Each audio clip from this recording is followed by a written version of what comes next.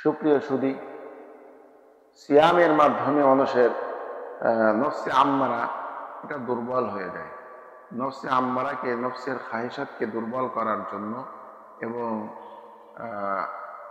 ইমানি শক্তিকে, তাকওয়া অর্জন করার জন্য সিয়াম অত্যন্ত গুরুত্বপূর্ণ একটি ইবাদত।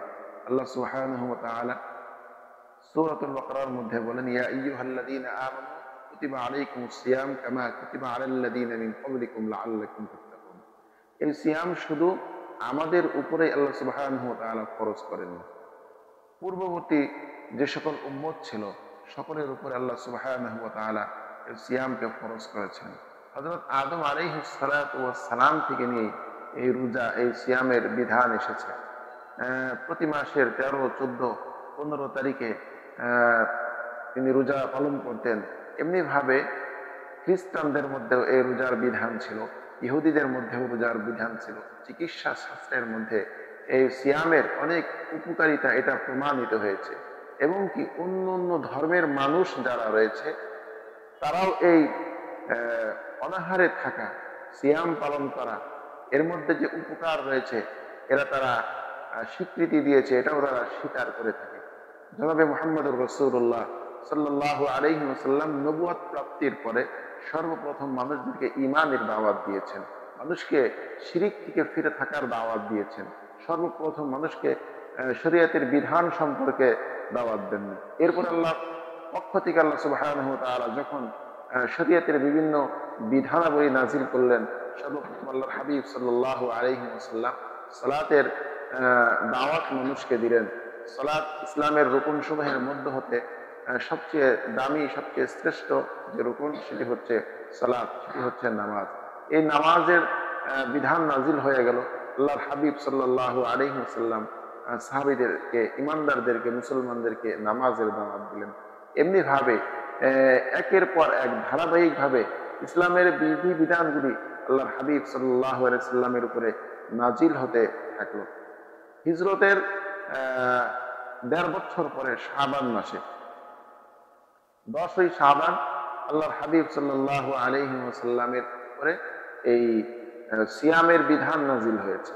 আল্লাহ সুবহানাহু ওয়া তাআলা বলেন, ইয়া আইয়ুহাল্লাযীনা আমানু কুতিবা আলাইকুমুস সিয়াম, হে ঈমানদারেরা, তোমাদের উপরে সিয়ামকে ফরজ করে দেওয়া হয়েছে।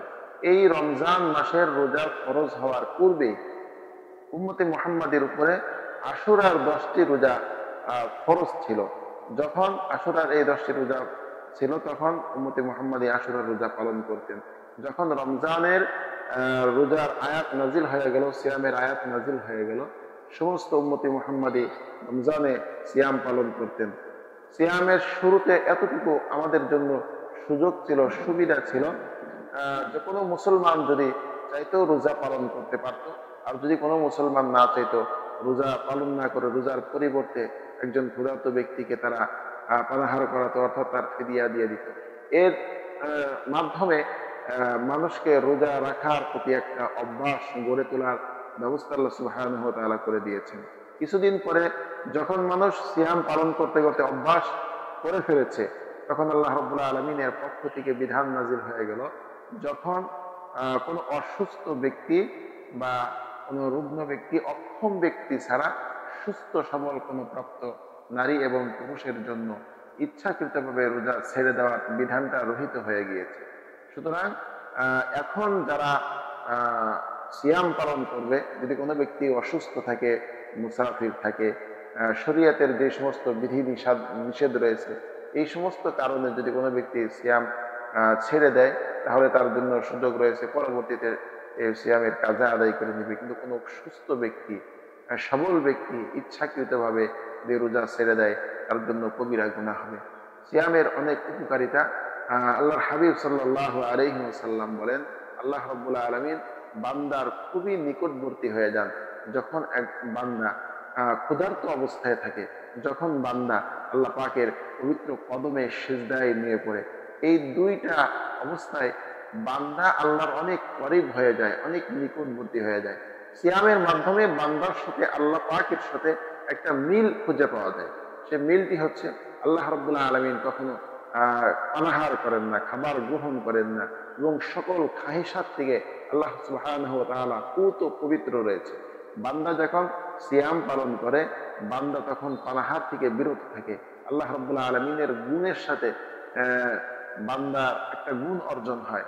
বান্দা যখন সিয়াম পালন করে, বান্দা তখন সমস্ত খাহিসাত থেকে নিজেকে বিরত রাখতে পারে।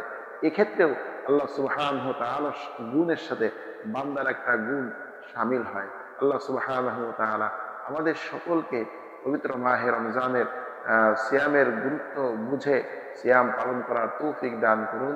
আমিন। ওয়া আখিরু দাওয়ানা আলহামদুলিল্লাহি রাব্বিল আলামিন।